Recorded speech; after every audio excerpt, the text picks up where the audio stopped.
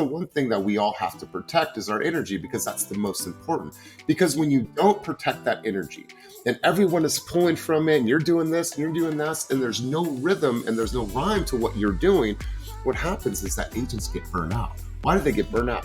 They get burned out because everybody is taking a little piece of them until they finally hit a wall and they say, oh my God, I just can't do it anymore. And you know who that impacts? That impacts the family. That impacts everyone. And then it impacts your health.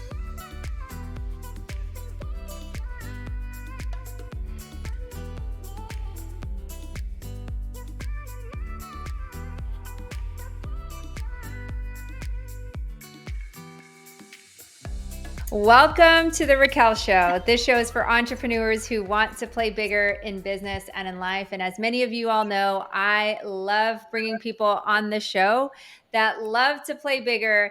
And my guest today has actually been on the show. So this is the very first time that I've brought back one of my guests to the Raquel Show. And this guy plays bigger in all areas of his life. And I know that entrepreneurship is very difficult. So how we play bigger really does matter. And I want to have this conversation around playing bigger and someone that actually helps other people play bigger in our industry. And if you've ever been in a room with him, you know that his energy is contagious. I tell everyone he's been born to speak and be on stages. He is the director of sales and coaching at Team Fast at EXP, and he's super passionate about empowering agents and is known for keep it moving coaching. So welcome to the show, no other than my co-host, co-partner in all of my events, Elias Astuto. It's so good to see you, and I appreciate that. I got goosebumps with the introduction. I feel that when someone says that your energy was felt, when I interacted with you, I think that's one of the best compliments. And so I will roll with that. And I feed off of this and I feed off this industry. So I'm super excited to be here and to be a repeat guest. I'm just excited. And a little disclaimer, Silas is home. It is summertime. I have 2 sick girls. They are in their room sleeping and Silas is downstairs. So just if you hear some background noise, know that. We all know how it is being an entrepreneur, also raising a family. And the very first guest that I've had to actually come back on the show. But today we're going to be talking about something a little bit different. You've had an opportunity, you've been in this industry for a really long time, and you had an opportunity to either sell houses. There's a lot of things that you can do in this industry. Sell houses, you could do loans and be a loan officer. But what got you on the path of being a great coach or interested in coaching other people? Yeah, and God, it goes back to early days in Lake Tahoe. I became the director of marketing for a huge resort company in Lake Tahoe.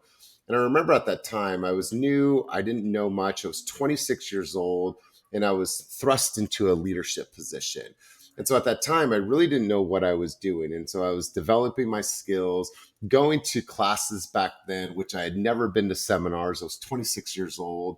And so I started to see how people were resonating with messages, how they were showing up in meetings, how an effective meeting got the people pumped up, and then the results from that. And so from 2026 to 2020 or 2009, I broke every single record for marketing management, from conversion for the entire company across the United States of America. And so when I look back at that, that was like the early start for me of leadership and getting people to get into action and move. And I didn't know everything. I still had an ego at the time. I was still young, just trying to figure my own stuff out. But I saw the impact that I was making in other people and what they would say about me. That's when it started to say, wow, I'm actually making an impact on you. I appreciate the accolades. We would do a retreat or we would do a annual award ceremony, and I would hear what people would say. I said, okay, I think I'm on to something special here. And so I've always been in leadership since 2006. And then when I got into leadership in real estate here in the Bay Area, I was thrust into it. I literally went to hang my license at Coldwell Banker about 9 years ago. And the manager said, I don't think you're a good fit for Coldwell Banker. Probably you should find a different brokerage. And then the fire alarm went out. And we all had to evacuate this building. And we're standing outside of the corporate building of Coldwell Banker in Concord. And I said, I'm not done with this conversation. Let's have a coffee. So we had a coffee, we started talking, and he gave me a shot. And I remember what he told me. He said, I'm going to give you a shot. You're going to be a district sales manager for one of the largest teams in Coldwell Banker, the United States of America. And he said, don't F it up. And he said, within 7 months, I'm going to make you a world class coach. And he pushed me to the point where I wanted to quit probably weekly. But the things that he would teach me and train me on, that was the person that really got me started in this realm. His name was Don Tanagan. Love him for being such a jerk to me early on, pushing Oh, me. don't we just see, I always say that we always remember those types of mentors and those types of teachers that were really hard on us versus the ones that were really nice to us for whatever reason, whether they were being really tough or a jerk or whatever, you always remember them. So speaking Totally. of, what do you think today in today's world, what makes there's so many coaches out there. What makes a good coach, a good business coach, in your opinion? In my opinion, what makes a good business coach is similar to what makes a really good agent for a consumer. A really good agent for a consumer is somebody that is very real, that they can connect with, that it's not just data, that they can feel a sense of heart and a sense of connection and have a sense of business intimacy. Now, there's all kinds of coaching programs out there, but I believe that over the last few years, the coaching space has really started to evolve. And what's happening is that there's a space now for a coach to really be able to be in sync with who they are and really focus on human development versus just KPIs, stats, and figures. Right? If I get on a call with a coach every single week and that's all we're talking about, I feel that's uninspiring. I believe in order for us to move people, a really good coach knows how to tap into the human being first in order to get the results on the other end. Right? Stop trying to fix an agent and start trying to impact the human. And I believe that's what makes a really good coach. And obviously, that coach has to have some level of expertise and have a database of ideas and thoughts that are going to move people's business forward. But if they're not able to find the greatness in that human and pull that out, then how can we impact the agent? That's my thoughts on what makes a great coach. I love it. And how do you differentiate yourself from other coaches in the industry? I believe for me, once again, it just comes down to being very real, transparent, real, and being able to show who I am. Like if I allow people to see who I am and express my intrinsic qualities, my hope is that it allows them and to be in a space where they can express their intrinsic qualities, that they can be safe and they can feel comfortable being who they are. And when they're in that safe space, that feels like they're in a comfortable and a healthy relationship. Because when you're in a healthy relationship, you could be yourself. You could be weird. You could be quirky. You could be different, but you also could be free. You could be independent. You could be expressive. When you're in a bad relationship, you don't feel like you can just be yourself. You feel like you're judged and you feel like someone's looking at you. And I feel that's the type of space that I create. I create a space where somebody can express their own intrinsic qualities. I believe that's what I bring out of people. Yeah. And what I love about you is you coach people every single day. You coach agents, you have a specific niche, and you get to see things that most people can't always see because you are in it, you're doing the reps, you're doing the volume, and you see a lot of things. What do you think in today's world is the biggest struggle agents are dealing with? Yeah, I'm so glad that you asked this. I didn't know that you'd ask this, but I'm really glad that you asked this. I feel that agents deal with a lot of self induced stress. And what I mean by that is that I watched a video from Jeff Bezos early in his career. And the quote went like this: it said, stress doesn't come from the hard work, the stress comes primarily from not taking action over the things that we can control. What happens is that we induce this stress upon ourselves because we didn't do the things that we know that we need to do. And then we get to a point where I feel maybe a little bit ashamed. I don't feel a sense of pride anymore. And I'm super stressed out because I don't know where the money's going to come from. I don't know where my deal is going to come from. And a lot of that was self-induced. And so it's the stress comes from ignoring the things that you shouldn't be ignoring. So when it comes down to two things that are always going to separate agents is the consistency and the discipline. And I believe that if you can nail those two things, even if it's imperfect, even if it's gritty, even if it's choppy, if it's clunky, as long as it's consistent, then you'll see the work. You'll see the results. Yeah. So, how do you coach agents today when they are in challenging times, when they are under stress? How would you coach an agent through that? Because sometimes they can't always see it for themselves, that they're actually putting it and inducing the stress because they're not doing the things that they want to do and they want to make excuses. We talk a lot about people's growth map. And oftentimes, for somebody to reach growth and to be able to experience whatever they need to experience in real estate, and they're trying to reach that next level, they just don't know what to do. And they're always looking outward for someone to give them the path and just tell me what to do. Oftentimes, they already have that answer. So, what we need to do is help the agents get really realigned with why they're in this business. Why did they sacrifice their time? Why did they study late nights? Why did they go through that emotional roller coaster to even get their real estate license? For most people, it's a hope for gain. They see something in their life that's going to be better. Somebody in their life is going to be impacted. Somebody will have something more because of the result of their success. So I think that what we need to do is get them realigned with that. And then oftentimes when someone's thinking about how am I going to grow, each of us that will hear this and will see this have experienced some level of growth in our own personal lives, academically, professionally, spiritually. And what happens if you stop and you just look at that and say, what was I doing at that time? And if I was to break that down into, say, 4 phases or segments, the first one is I made a decision, right? I made a decision to do this thing. The second part of it is I worked tirelessly and I studied and I trained. The third part of it was execution and implementation. And the fourth part of that was follow up and evaluation of those things, right? So if you've already done that and you've achieved something scholastically or athletically or spiritually or in your own personal relationships, you already have a path of how you can grow. Because if you did it then and your mind went there and your body and your soul went there, then you could do it again in real estate. So I think oftentimes people look too broad and look for a Mm. pathway. Oftentimes they need to look backwards and they need to go back to the things that they've already been able to accomplish, even if it wasn't real estate related. So good, so good. And if you were to ignite your business today and finish the year strong, as people are listening to this or watching on YouTube, your video is what would be 3 things that you would do as an agent to ensure that you hit your goals in 2024? So first and foremost, I would record every single conversation that I am having with consumers in my CRM. When I'm making prospecting calls, I want to make sure that I really have a good flow. And then I want to sit down with somebody and evaluate how I sound. Because oftentimes, everything comes down to us booking appointments. Oftentimes, if we're not recording ourselves and listening to ourselves, as cringy as that might be, you're not finding opportunities. Why do I say that?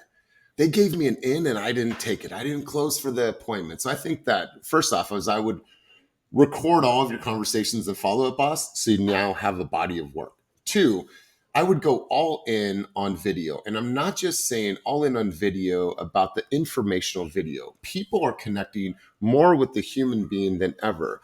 And if you go back to video 7 years ago, it was all about documenting the journey. And then what's happened is that we've evolved into some very, let's say, polished content. And what I think is happening, what I see is happening, is that we're getting back to more of the gritty, the day to day, the who you are, the moms, the dads, the struggle, the balance. I'm an entrepreneur, plus I'm a father. I'm a cook, plus I'm a wife. Like all of these things, I think we need to get very human with our content, but also sprinkle it in with the content that is educational for consumers. And the third thing that I would do is I would master my open house, my door knocking scripts, and my circle prospecting, right? If it made sense on your terms, on your timeline, at the price point, would you consider selling to one of our consumers off market, right? I would just become masterful at open houses, my circle prospecting, door knocking, having fun with it, creating videos, and then recording my body of work so then I could analyze it to see how well I'm doing. People are going to spend money, they're going to farm, and I know it's a struggle for a lot of people. You might not have that, but everything that I just mentioned will cost you zero money. What I love about what you just said, especially with the first point of recording everything, and to your last point, is you need the skills in this business. Tough market, bad market, good market, you still need the skills. And the only way you get the skills is if you can analyze yourself or you actually know what you're doing or what you're saying. And I think too often as agents, we forget that. but everything is based on skills. Like you can get charisma, but if you have charisma plus skills, you'll be a rock star in this industry. But it all comes down to skill. Totally. And I've been talking about the war lately, Raquel, and it's not the war that's going on anywhere in the world. It's the war that goes on inside all of us. And each of us, no matter where you are in business, each of you are fighting a war. And you're either going to choose to win that war or you're going to choose not to win that war. I personally wake up every single day and I'm going to win my war. When you are winning the war, that means that you are winning against procrastination and doubt and fear and inaction and delay or whatever it is. Like you're winning that war that's going on inside of us, because it doesn't matter what brokerage or what community that you're a part of. All the systems, the tools, the support, all the things that we all have available to us, none of that matters unless you're winning that war every single day with yourself. And so let that be a reminder to people, like, we got to start here. We got to win that war, because no other person, no community, no tech tool, no evaluation of my skills are even going to matter if I'm not winning my own war every single day. Yeah. And speaking of tools, you brought that up, is, and I know that there's a lot of bright and shiny objects here, especially there's always something that comes out every single month, every single week. It seems, check out this new product. Yeah. And agents have a tendency to go, maybe I need that in my business. Maybe I need this in my business. If you had to pick certain amount of tools that an agent must have to run their business effectively, what do you think it would be? Gunslinger. All right. If I'm just like, we're wild, wild west. Definitely have to have your CRM. I don't care what CRM it is. We use Follow Up Boss. I think Follow Up Boss is the best CRM in the game, number one. Number two, you have to have some way to look at consumer behavior when they're looking online. If you're still sending consumers properties from the MLS and you're just sending that to them, imagine if you have 20 consumers that are looking. That is archaic. It does not work. We personally use Real Scout. If Real Scout's in your market, use Real Scout. Real Scout allows you to do two things. It allows you to think like a consumer, because you can see all of their search history when they like a property, when they dislike a property, when they open an email. And then the second part of it is that allows you to act like Amazon. And what I mean by that is that Amazon is the best in the industry at bringing you back to the site to shop. Oh, you like that shirt, Raquel? You may also like these pants. You like these pants? You may also like these shoes. So they're constantly bringing you back. I think you need a way to look at consumer behavior and then respond to that behavior accordingly. Not, hey, Tom, just checking in. Is there any houses that you'd want to see? No, I saw that you're looking at ABC on 12th Street.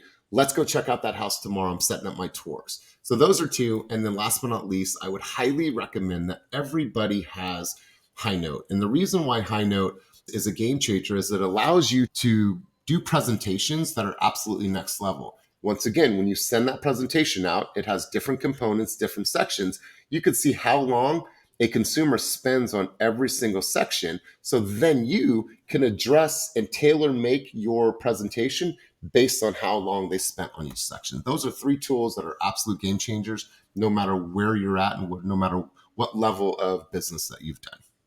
Yeah, I love that. Yeah, Real Scout or anything like it is such a saver and a game changer because, like you said, Amazon does a really good job at prescribing what you need through direct marketing.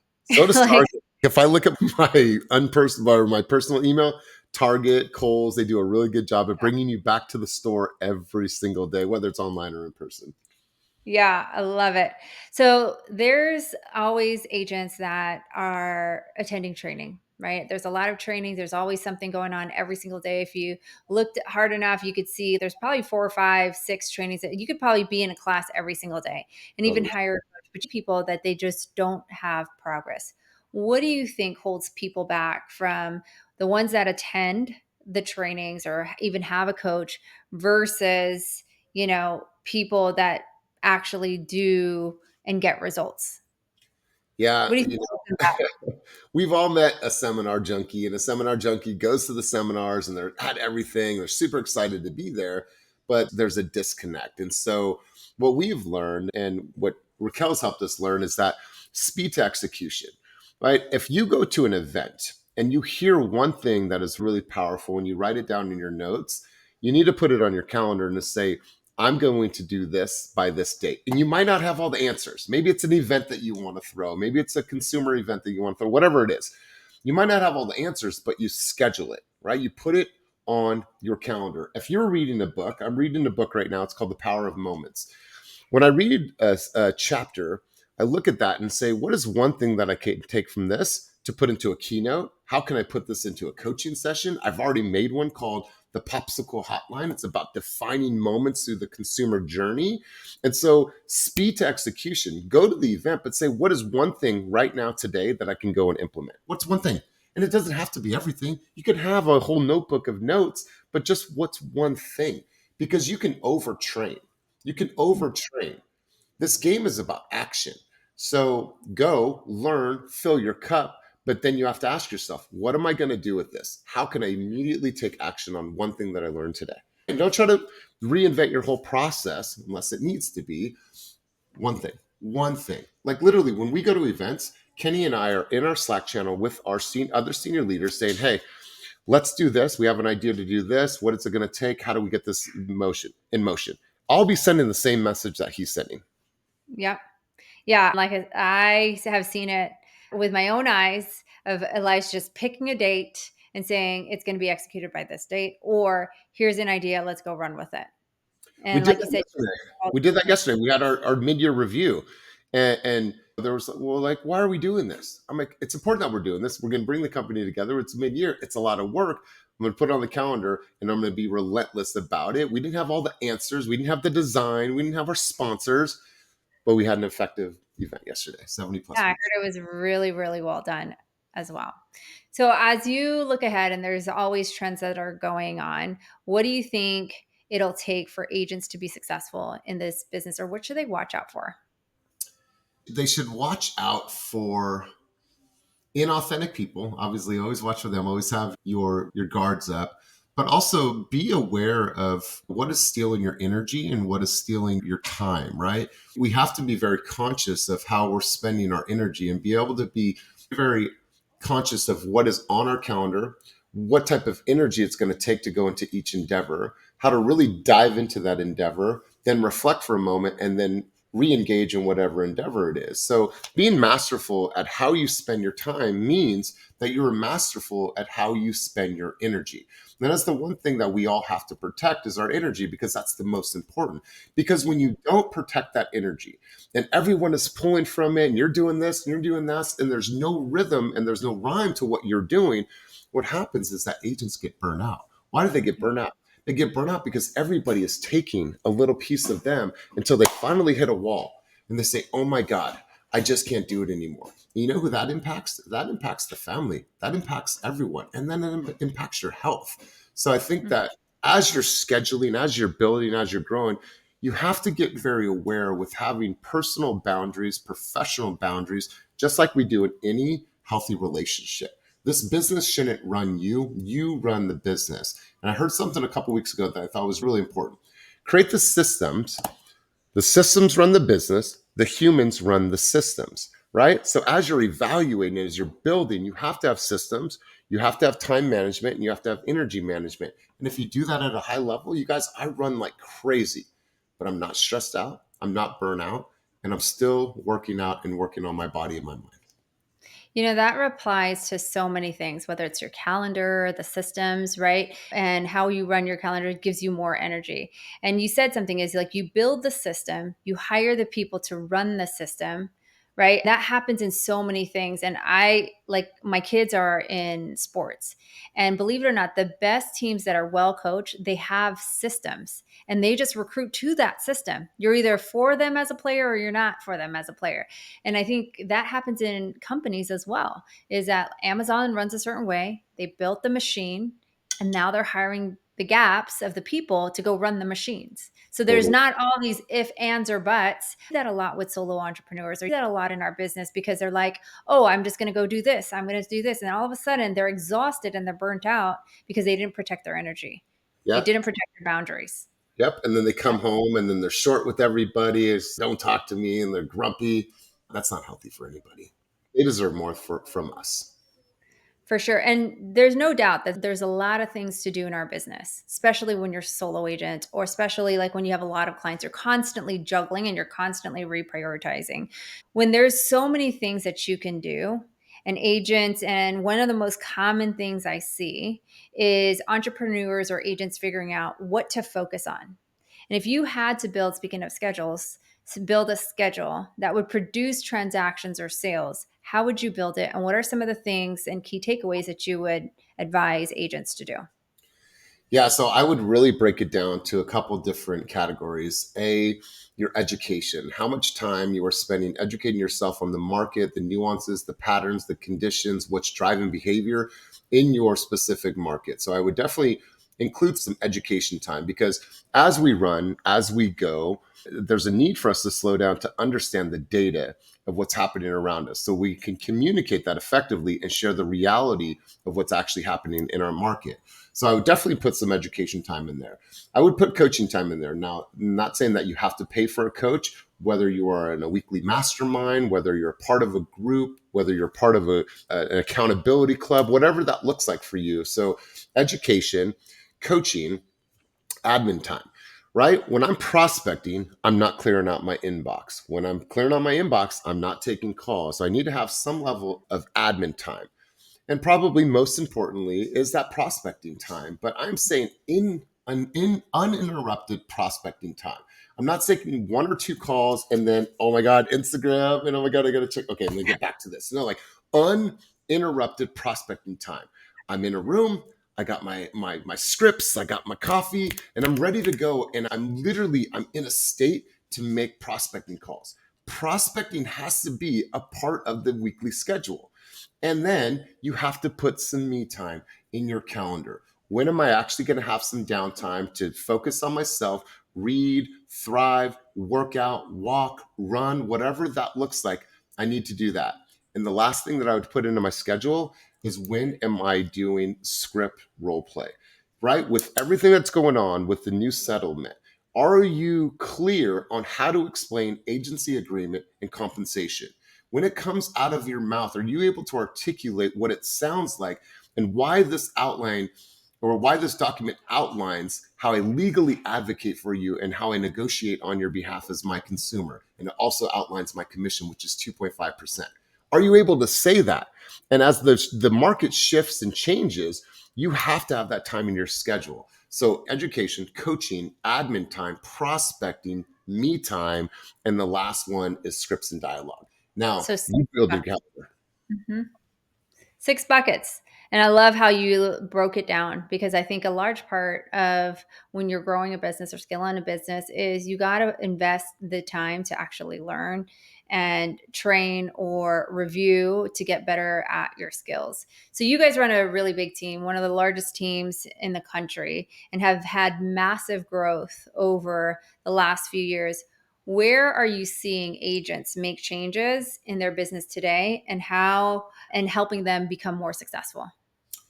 You mean where geographically or where in their business? Where in their business are you helping them make some changes today that's helping them become successful? Yeah, I think obviously empowering them. Over the course of the last 2 years, we've helped edit over 4,000 videos for our team members. Now, this is not just real estate related, this is all kinds of different videos. And so I believe that what we've done is help them really lean into their own voice. Now, through that, you see the emerging personal brands in our environment. Now, personal brand, don't rush that, right? So many people say, I want a brand. Well, your logo is not your brand. Your brand is what people say about you when you're not in the room, and how they identify with your name. I only know one Raquel in the business, right? Right? Like when someone says Fast, my hope is that they think of Kenny Fast. And so people try to rush their brand. Don't rush their brand. So what we're doing is we're helping them build a platform to where they can speak their voice, be comfortable speaking their voice, and really working on their presentation skills. I say this until I'm blue in the face. If you broke this business down to three categories: closing, prospecting, and presenting, and you say, what is the most important? Most of the time, people think prospecting because I got to get the business. At the end of the day, the most important thing that we do is presenting, because everything that we do in real estate is a series of amazing presentations. Phone call, that's a presentation. Door knock, that's a presentation. Welcome to my open house, that's a presentation. Buyer's consultation, listing consultation, working with an investors. It's all a series of great presentations. So if you can nail that, know what to say, when to say, how to say it, and have that cadence down, then all things will get better because you'll book more appointments. I highly recommend that everyone keep this book in their back pocket, right? Mhm. Attend the seminars, be in the focus groups, and just be masterful at what to say, how to say it, and why to say it. We do a really good job at helping people become masterful at their presentations. And I believe that sets the tone for everything else. You couple that with the branding and the social media and so on and so forth, but it comes from making sure that they're wordsmith. First of all, I only know one Elias in this industry. I don't think I've ever met any Elias at all, not even outside of the industry. So you definitely have a good brand to build on, just being even unique. And one of the things that I heard you say is that you guys do help and empower the agents, and you do a phenomenal job. And I think it's no doubt why Team Fast has grown the way they have, because you provide coaching for your agents every day, but you have even specific scheduled coaching Monday, Wednesday, Friday, right? Totally. So, what advice would you give to new real estate agents who don't have the gift of Elias as a coach in their company, or are hesitant about coaching? What advice would you give to them when it comes to investing into some type of coach? Yeah, when I look at it this way, a coach is the person that is on the sidelines that sees the things that you're doing. They can see the inefficiencies because they've seen it so much. It's not that the coaches, myself included, have all the answers. What we have is a big data pool of people that we've been able to work with. And what we see is we see patterns, we see rhythms, we see constants, we see inconstants. And so what happens is that we're able to see things that you may not have ever seen. I've talked to my coach before. I've talked to Raquel, and I never looked at it that way ever until I had that conversation. So having a coach allows you to have maintenance in your business, have somebody that's there to say, you know what, that's a really good idea. But if you tweaked it this way, you probably hit the ball a little bit further. I think a coach is necessary no matter what level that of production that I'm at. I'm always going to have a coach, always going to have a coach. And I believe that if that's something that you can find within your budget, if you have to make some adjustments, maybe make some sacrifices, maybe it's not coffee anymore at Starbucks, maybe you're making it at home, whatever that looks like for you, that person is going to be the eyes that see it on a broader scale than you may be able to see. And also, they might see the success in you that you might not even see yourself, because Yeah. maybe you've never reached this level of success. Maybe you've never had this level of income, but the coaches have worked with tons of people and watched them scale from 10 to 100, from 25 to 50, from 1 to 7. We've seen that. We've been there through that process and we know what it takes. And so I am a huge proponent, not just because I'm a coach, it's because I've had a coach that has helped me get clarity in my business. Love it. You recommended some books on our call today, exactly what to say. Is there any other book that you would recommend that agents should have or should read, or that has changed your life? There's tons. God, I can go on and on about this subject, You're a but reader, yeah, but if you were to say like your yeah. top two. In the recent years, let's just go recent.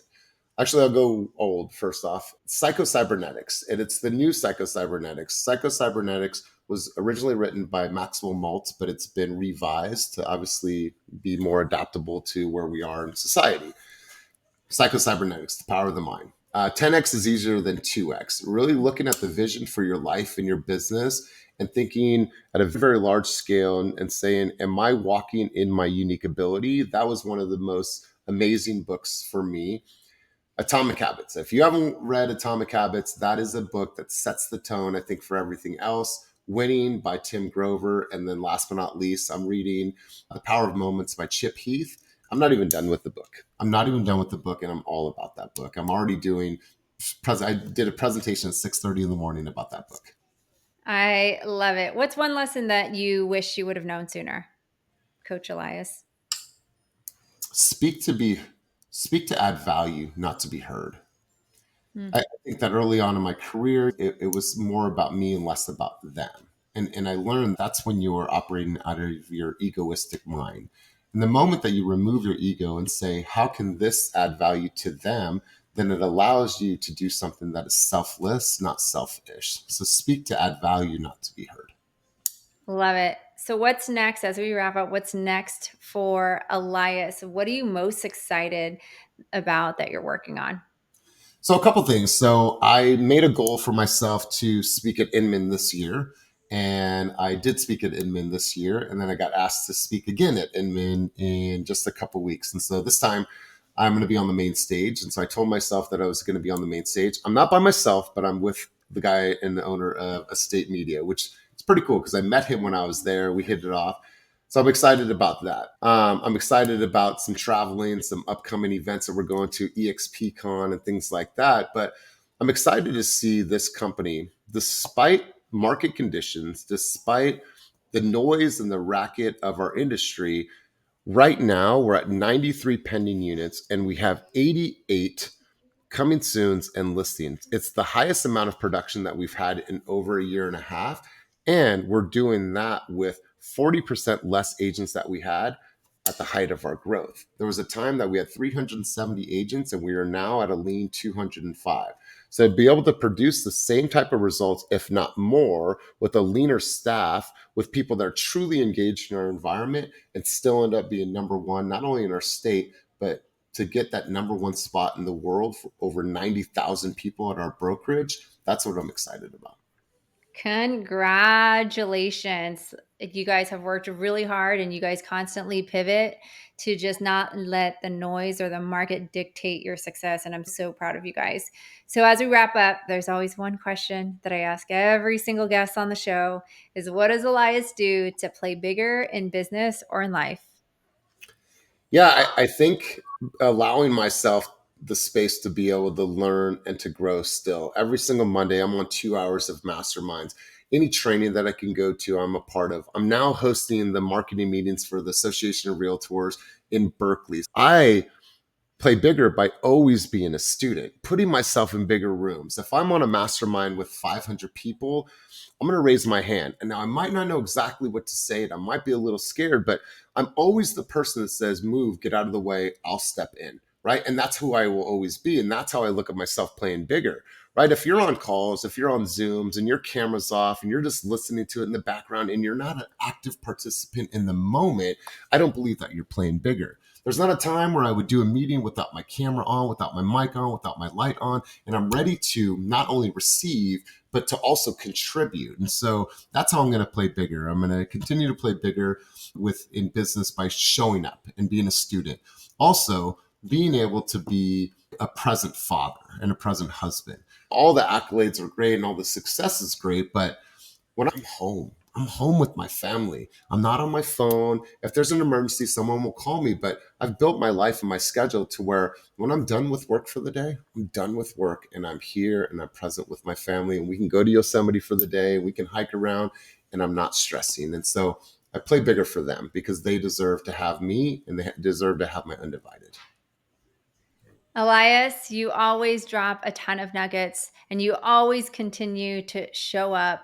And I want to see you continue to show up in our industry in the way that you do because you're going to impact so many, many, many, many agents and people around you like you already have. So continue to play bigger, my friend. And I can't wait to have you again on our show. And we'll see when that is. I love it. I love it. Well, I appreciate you more than you know as a friend, as a coach, and I consider you and Brad family and the kids. And so I just thank you for allowing me to be here and thank you for everything you do for our industry. Same, same, same. Ditto.